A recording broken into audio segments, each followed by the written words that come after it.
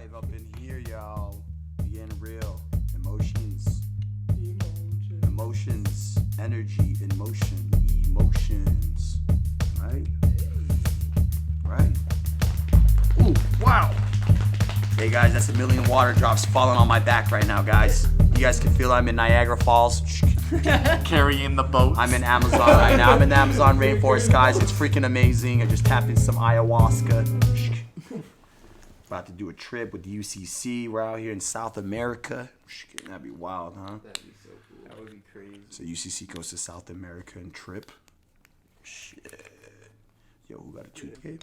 You go to South America, what countries like I would love to go to Brazil. Brazil? I would like to go to I got the Peru. hookup there. I want to go to I Peru got to the see. hookup in Colombia. Hey, Brazil sounds dope. To go to Sao Sao Paulo. Paulo? Yeah. That's where my homies from. I would love to go see Sao Paulo, I'd man. love to go see Brazil. I would love to go see Machu Picchu up in Peru. Is that in Peru, right? Yeah. Machu Picchu over there. Go down to Chile, Argentina. I was like, I'd love to go to Argentina, love to go to a soccer yeah, game. I would get love to some go see a fucking rugby fans, game. bro. Yeah. Those empanadas? Empanadas! Empanadas, bro. Damn. Yep. Literally, man. I would love to tap into I would those love South to American go to countries, South man. America. Yeah, Uruguay, Paraguay, freaking Would be the shit. South America is where it's at. So Seth, last time that we got to talk with you, we got to talk Sorry, I about said like it loud. what some of your favorite flowers were. What's some of your favorite terpene profiles? Okay, you're gonna have to ask that again. Cause Why? he clinked the grinder real loud. Damn. All right, Seth. I thought I clinked it before you asked the question.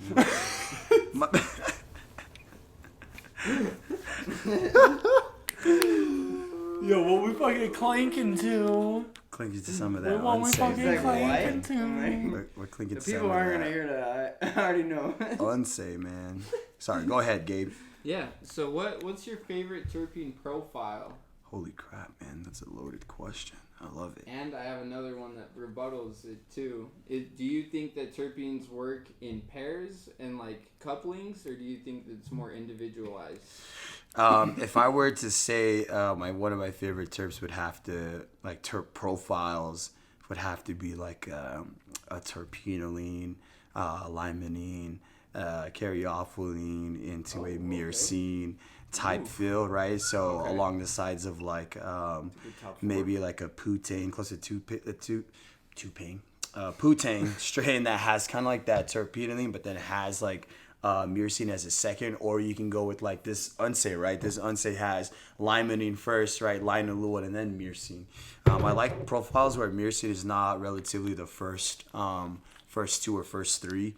It kind of gives more of like that relaxation to come towards the end of the effects, which is really nice. So I like the effects that can kind of hit the onward head first, which is like usually those Jackie, hazy, amnesia, sativa type strains profiles. So definitely along those sides, not really along like the caryophyllene. I like definitely pinene for sure. Pinene is a good one. I remember a while ago I tried a jack pine and that was freaking awesome. strain? Yeah, I think so. Okay. But it was definitely high in pinene. You could just taste it. You know, you could just taste like it's almost like smelling pine salt, but it was more like a thicker, cakier version like a of Jack pine Ferrer salt. times Yeah, pine. like a pine something. But it was really good. Maybe like if like things for like antibacterial stuff, right? Like antifungal. I'm not really more familiar with those, like the humulene, ocimine type stuff. But yeah, those are the kind of profiles. And then to answer your other question, I read a recent study yesterday that talked about the entourage effect and the terpenes, how they all play a huge effect into how you feel in the end. So it's not necessarily how high the THC is or the profile itself, but how they all work in conjunction with each other to create that like entourage effect. So it's really hard to say if like, oh man, like I can definitely taste wise, right? Terps, like I would love to. I'm still working on my palate to get that more refined. But feeling wise, like that's the profile I would lean towards, right? Feeling wise, taste wise, you know what I mean? Like terp profiles of like cakey maybe I really liked for bedtime stuff. I really like the lemony limon lime stuff. You know, I mean, that's some good stuff right there. Tasty. Mango, the myrcines. You got your peppers, and the caryophyllines and stuff like that. So those tastes really like to come through. The gassy notes, the funk notes, right, that are like really there, and how they translate through the mouth are like super interesting, and through the nose. But yeah, I would definitely have to say they all work in conjunction to create that like entourage more effect. on that entourage effect. You know. Wes said something great yesterday. Do you want to reiterate kind of like that analogy you said yesterday? Yeah. So going off like what Sep said, I mean, like, so terpenes have a huge role for the plant, and on the other side is like the cannabinoids, right? And so it'd be pictured like cannabinoids is like your car, and the higher the THC percentage, like the faster, more built out the car is. And then the terpenes are the driver. So you could have something that's really high cannabinoids with like a grandma driver, so you're not going anywhere in a Ferrari. Just high. And then vice versa, right? Like low testing THC, but you got that 16-year-old just got his license, ready to tear the streets up. That F1 race driver. Well, not really thinking about the safety of his car and stuff, or just out there dogging it around. So, and I think that plays a huge role in what you're saying. Obviously, entourage effect. Like there is a very good balance and like harmony between terp profile and cannabinoid profile that makes it all come together. 100. It's like going into the liquor store, right? It's like you didn't go in to find like the highest alcohol content, right? Like you're not going in to find like, yeah, give me that 162 proof alcohol. It's in there, but that's not what everyone's going for, right? You're going to go after the wine that's right there, right? That's been sitting there for 2-3 years, right? That has taste, that has flavor, that has blend, right? That's kind of what you're going to go for, connoisseurs, right? And then it's kind of like cannabis in a way, you know, you have like those guys that are not really chasing after the high, but are chasing after the whole effects, you know. And again, shout out to the late Dr. Raphael Islam, who coined the term in 1964, the entourage effect, which was really nice, because it kind of coined a term that was able to give an explanation for everyone and how, in conjunction, flavonoids, terpenes, aroma, taste can all come together to get that. Kind of open that door. Yeah, to kind of get those effects of what you know are chasing, or the taste that you want, or the smell that you're looking for. More facets to the perception. Yeah, so like it's what this is. So it's really helpful too, like when packages and stuff have like the profiles on them, you know. It's really cool to see like what you're smoking, and it kind of like hones down, you know, what you really like, and then you can like look at the package and be like, oh, if this is what it states and this is how I'm feeling, that's what I've been kind of going off a little bit too. So it's been really helpful having like strains that are like catered to that profile, where it's not like generic, you know what I mean? You know, you have strain specific. Just like going to the liquor profiles. store, you know, they got different, you know. Yep, you got wines, your Maker's all, Mark, even just in all wine. the whiskeys, all the vodkas, you got all the wines, you got all the lights, the darks, It's you know insane. what I mean? So those are my profiles for sure, and just like strains that necessarily, I would say that are on the sativa end for sure, for more terp profiles. So to answer that question, yeah, and the entourage effect, yeah, I feel like they're coming together. How about like your consumption? So I mean, that's your profile. Yep, like consumption. How is consumption? You know, you smoking flower? Is it dabs? Is it carts? Let's go. Like what's into Cephaloni Pulu's choice? Oh man, consumption methods from the beginning, from the head start, I was like everyone else, coming from the tin can, starting from the bong, starting from, you know, getting the resin bowls, right? Using anything and everything in your ability to make a whole out of, even banana. That was crazy. But yeah, I would say my method and my go-to method recently right now has been my little mini bubbler at home. It's been the champion for the last year. The dailies it hasn't gone out yet. It's still holding down the fort. I've cleaned it I clean it every other day. She goes through some work, but you know what? At the end of the day, she outputs some amazing highs. You know what I mean? Yep. Like, she collects a lot of good smoke. It's just your regular thing. Yeah, I really like Gets bongs. the job done, dude. Yeah, you know, that high's a little different. There's something different about like vapor smoke. You can feel what you want to feel, but yeah, vaporize, like going through water, a hydro smoke, something like, what's the thing called? The Filtering. Stussenheimer, the Stussen thing. no. Student The glass. student glass, Yeah. things like that, one day, and I'm sure all of us have tried a gravity bong, I tripped out when I first seen that. I was like, what the fuck is going on?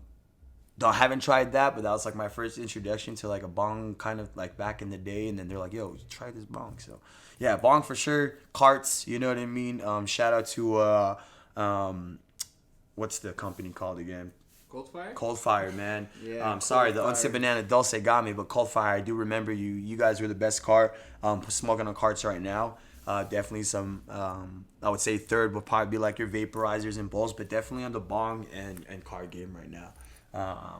Joints, when I get a chance to, when I get the time to sit down and enjoy one, right?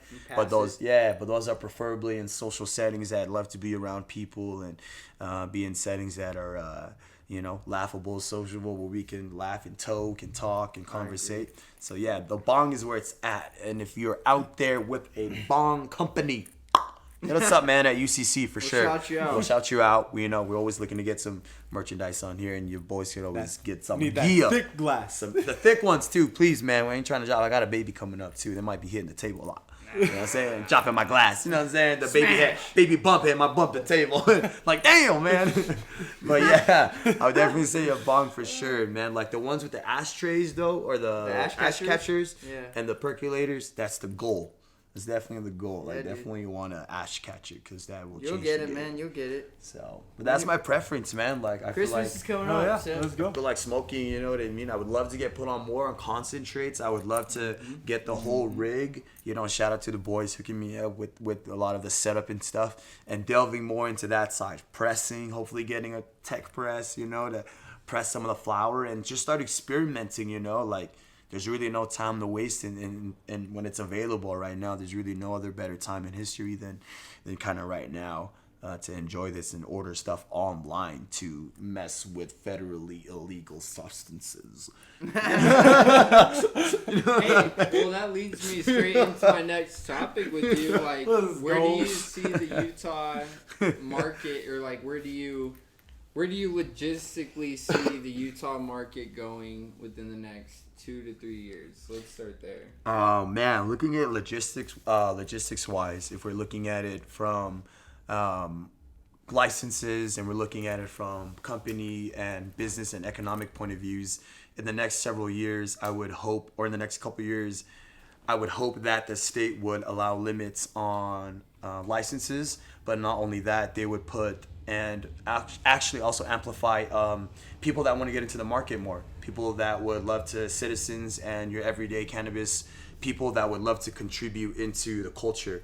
I would love to see logistics-wise more dispensaries, more pharmacies. Right now, Georgia just put out a huge movement forward that cannabis will be allowed in any independent pharmacy. So not just a medical pharmacy, any independent-owned pharmacy, which Hell means yeah. people don't have to go to a local, or they can go to a local without having, any other paperwork or things like that. They're able just to go to a local pharmacy and get a prescription, stuff like that. So hopefully in the next couple of years, Utah can do that. Shout out Georgia. Shout out to Georgia making moves, in historic movements. So, That's beautiful. and then like more access to like cheaper med cards for patients, right? Hopefully in the next several years, if we were to go rec market, what would that look like? The introduction of new strains, new genetics, new talents into the pool.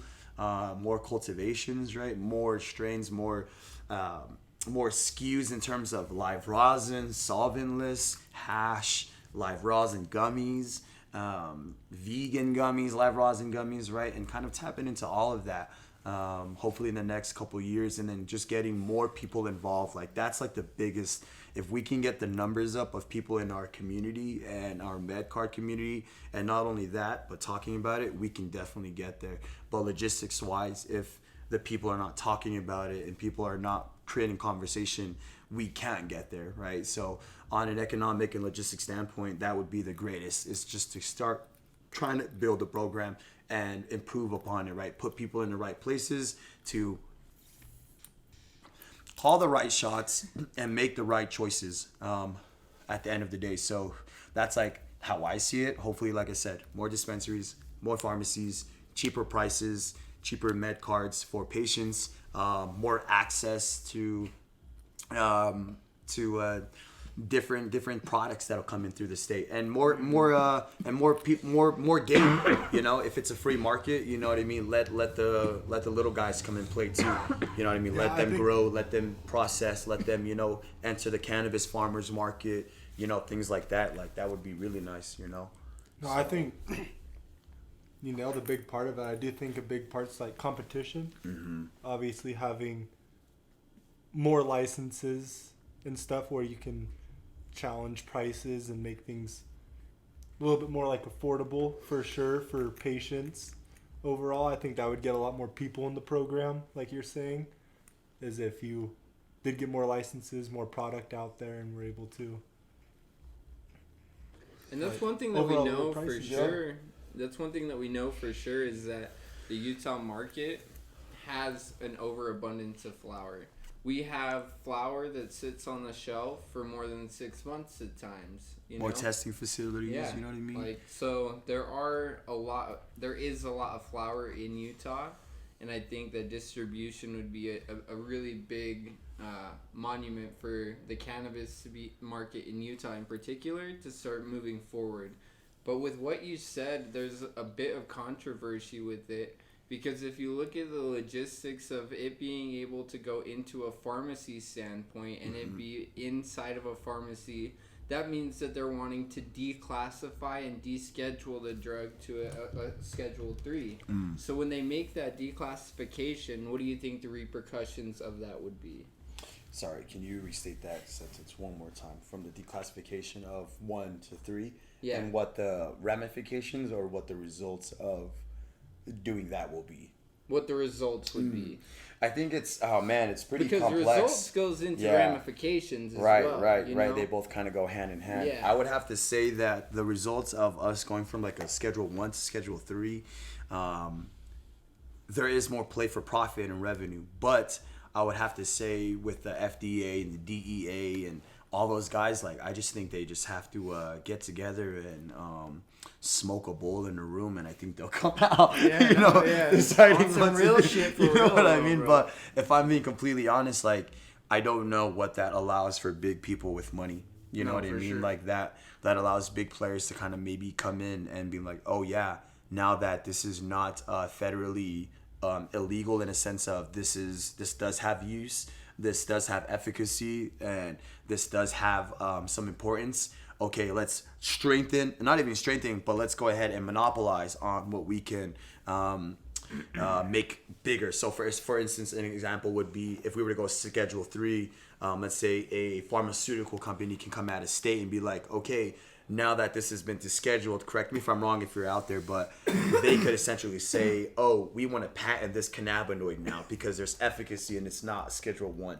So now you have pharmaceutical companies coming into the play. Now you have like the government that can come into play, and now you have like huge corporations that come into play that want to play in this because there's a huge money in it. It's like it's $1 billion industry, you know. But I think that'll take a while. I think the market. The black market will still dominate, just like it does in every other state, you know, like in California, Oregon, you know, Florida. Why do you think that is? I just think that the power to the people always, man. I think more competition as well. Yeah, I think the power will always lie in the people, and I think the people, when it comes to cannabis, I think cannabis specifically is different. It's different from heroin, meth. It's different from alcohol. You know what I mean? Like you don't deal alcohol because it's legal, right? You deal other drugs, but cannabis is it's that drug that people want. You know what I mean? It's that plant that people need for their inflammation. It's that thing that helps with your Crohn's disease. You know what I mean? Like there's no manual for one, and the black market does provide that. You know, although be it that there's different growing practices and what go into it, but my thing would be that when that happens, big players would come in, more dispensaries and pharmacies, but hopefully that would allow more people again to go up and fight for the cannabis, for weed, right? Weed for the people. Shout out to Catalyst, you know, down in California. But that would allow us to be like, to actually go up to podiums and be like, yeah, we do want a white label. We do want to have a cultivation center that's in the mountains. You know what I mean? Like the Schedule 3 would allow more people to play, but that also means more people to play and defend. You know what I mean? Not just play, but then get taken out. You know what I mean? It's kind of being on those front lines. You know what I mean? It's tough, but it's worth it. You see the other guys in other states when they hold out and they hold out strong for many years. You know what I mean? It's because they just strategize, adapt, and evolve. It's adapting in this medical market, especially because it's a religious state as well, but we're also with medical cannabis. It's tackling stigmas, but also making sure we keep the culture motherfucking alive at the end of the day. You know what I mean? Because that's what bring us all here. You know what I mean? And that's what's, in my opinion, going to keep cannabis alive is the culture. It's the joints, it's the bongs, it's the social aspect of it. So from it going to Schedule 3, yeah, it'll definitely open a free market for a lot more people, but I also think that'll create more economic drive for people and families that want to play. People that have hemp farms probably can now want to grow some THC and be like, you know what, I actually don't want to grow THC. I want to grow CBD, CBN strains. So now they're growing now they're drying out strains like 8-9 months, you know what I mean, to get those freaking amber freaking trites to produce CBN strains. You know what I mean? Maybe they're trying to produce CBG strains. Maybe some can be like, all right, now that we have, now we can create a Charlotte's Web strain that's high in 20% CBD and 1%, you know what I mean, THC. You know what I mean? Now there's people and hopefully that would bring people out of the woodworks to kind of like start playing and start joining it. Joining it. Joining the community. Joining the movement, the canna culture. No, with you saying that, I think a big part of if it was descheduled be looking at home grow. True. Obviously, and so that would bring a lot of power. Home grow, man. A whole lot of power to the people. But the thing is, if it deschedules like that, they would almost negate home grow in general, because it would now be clearly classified as like a designated pharmaceutical drug. So right now, home grows are an anomaly in and of themselves. Especially. Well, I mean, in most states, they're legal to some extent. We're one of the only odd cases that it's legal in some Conrad extent was saying that you're in New not Mexico, able to you can grow. have 12 plants for one house. Yeah, see, and it's like medical markets elsewhere. It's like 2 plants. You're able to do something. Here, it's nothing. We're honestly the black sheep here because of that. And I wonder if that would ever change if it did deschedule, they became a little bit more cuneiform across the board of this is the United States law of cannabis. There is no longer Schedule. Yeah, I see what you mean. Keep going. Sorry. Yeah. There is no longer any discrepancies or discretions between states.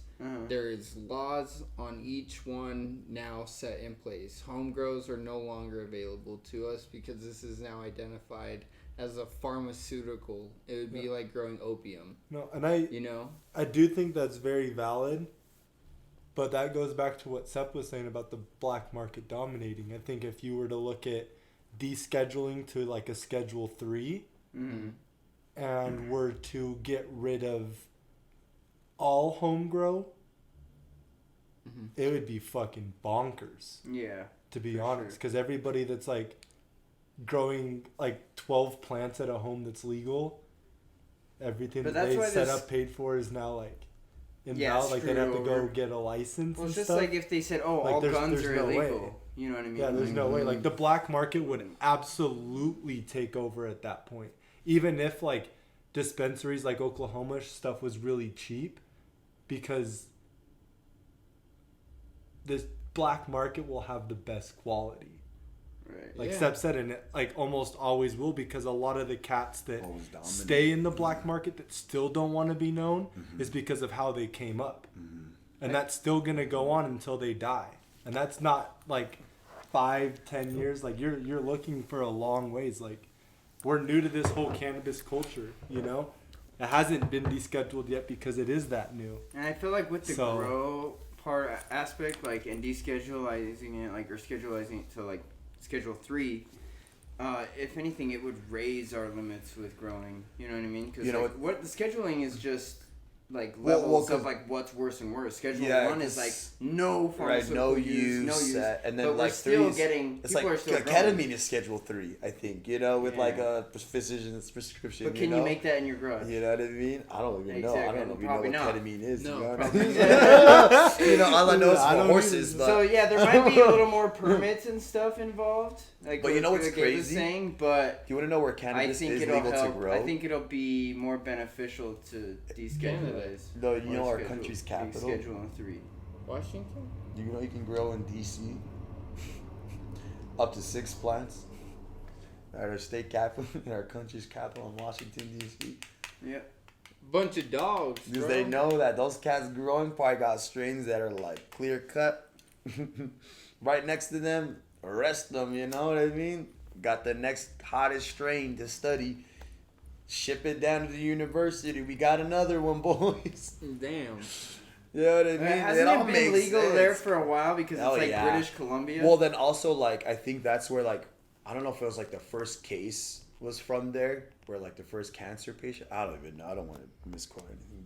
But yeah, I would You have look to it up. say that's what I'd have to do. Like, and they would have to just get rid of descheduling, like, in general, too, man. That was the only way it would, like, solve anything. But at the end of the day, you know, Big Brother wants to see his money. You know what I mean? And Yeah. with that, and even worse than that, right, is like the tax code too. You know what I mean? That's like, we even got the state tax of $3 on every damn purchase that we get. You know what I'm saying? It is what it is. Dollar per. Purchase. No, Dollar dollar per per item, item. 3 at purchase. Yeah. Damn. Yeah. That's why it's been $7. For I your- was like, yeah. well, like with something when I go buy, I was like, yo, that's why it's $7. What the heck? This $1 okay? It per makes item. sense. Got it. Cool.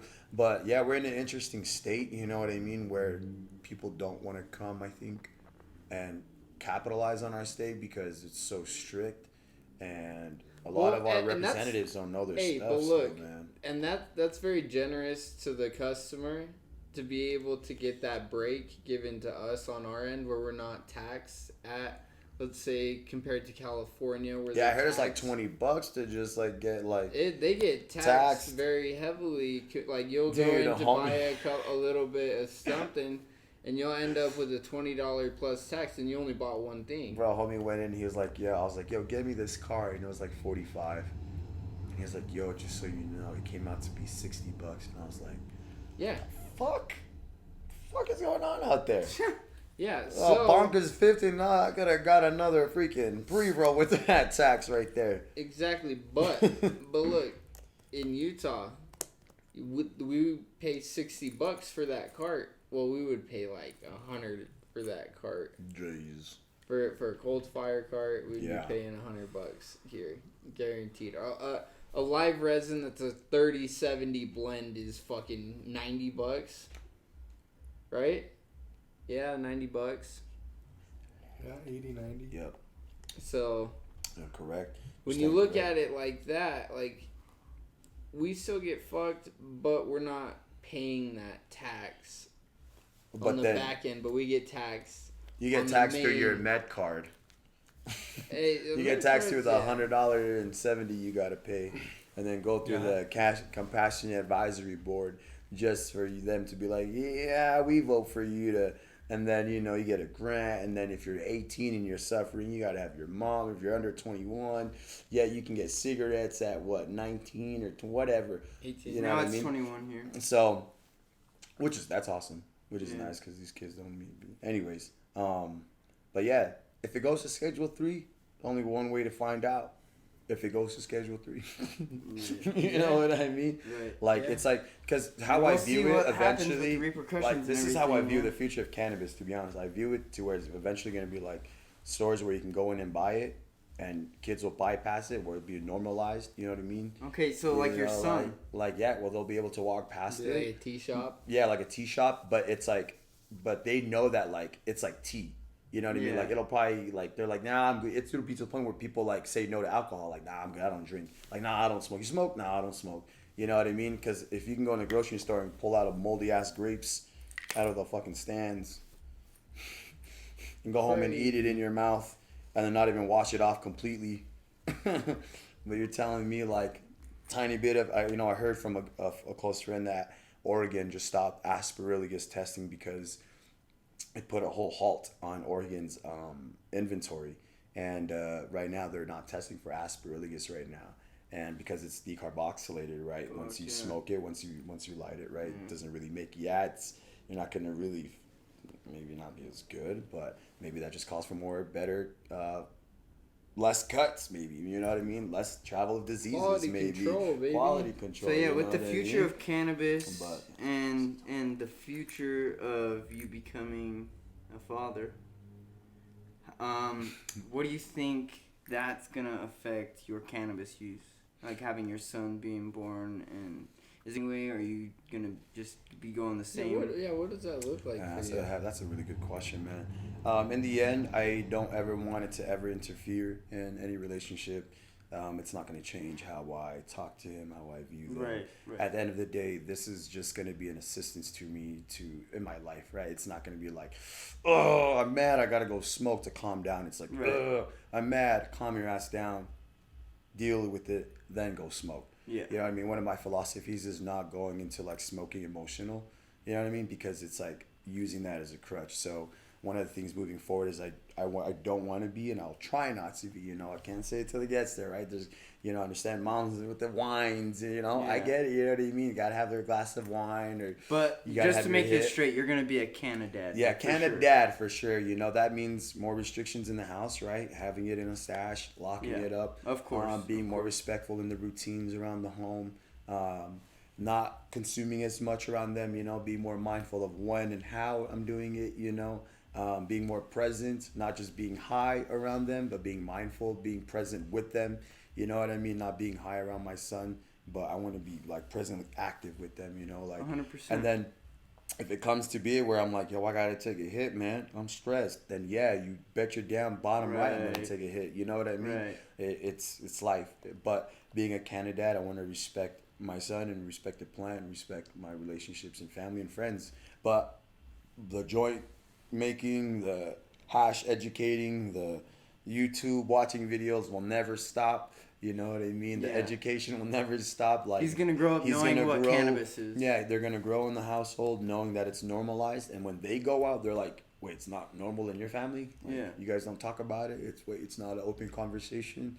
You know what I mean? Right. And therefore, that'll give an access for them to go and kind of help others. You know what I mean? And maybe they'll just like you said earlier, grow that culture. Yeah, spread grow that the culture. spread the movement. You know what I mean? But also just being that candidate and still maintaining like who I am with the culture and where I stand. You know, not being like, yo, son, I'm in the culture. You got to show me what the culture is. I want to get you in it, man. You got to be part of it. It's like, hey, if they want to be in it, they want to be in it. If not, cool, man. Whatever makes you happy. Right. Yeah. So that's like the end of. That's beautiful, man. That's just the goal. Yeah, I agree. I agree with that 100%. But Canada dads, man, shout out to you doing your thing, and Canada moms, you guys are doing it in the woodworks. Keep doing it. You're pushing hard. You're fighting. Big West, shout out Big West. Yeah, welcome to the freaking club, dude. Welcoming to the club, man. Big steps. So excited. November, man. Little baby boy. So, and hopefully, who knows, man, that'll lead into more psychedelics.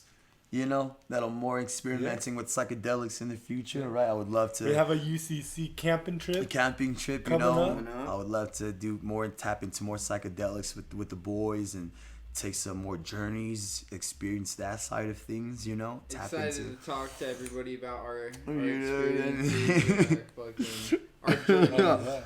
Yeah, you guys will definitely be there. Yeah, that's camping trip number 2. By the way. Yeah. So you'll be getting the episode of all the good details about the first one, but second one you'll stay tuned. Yeah, it was the first one was crazy. Second one about to be crazier. Yeah, you heard. About to get wild. And 2 weeks ago, I think I got smoked out like crazy for my first time from the crew here on a dad rig. Shout out to Gabe's hand. You know, it was nuts, man. West right after. So we get live here at UCC, but yeah, man, that's what I think. Consuming wise, descheduling, Canada, it's gonna be challenging, right? But the more parents you see involved with their kids, the more it's more comfortable for more parents. We normalize that. Yeah, shit. you know what I mean? You see moms on Instagram, you see dads on Instagram consuming, and it's literally normal. You're at a dinner table and mom's pouring a glass of wine, no one trips, you know what I'm saying? But, you know, lo and behold, daddy and uncle want to go hit a joint. Yeah, bust out a 510 at a dinner table. Hey, my mom was an open alcoholic, but she smoked weed in the garage.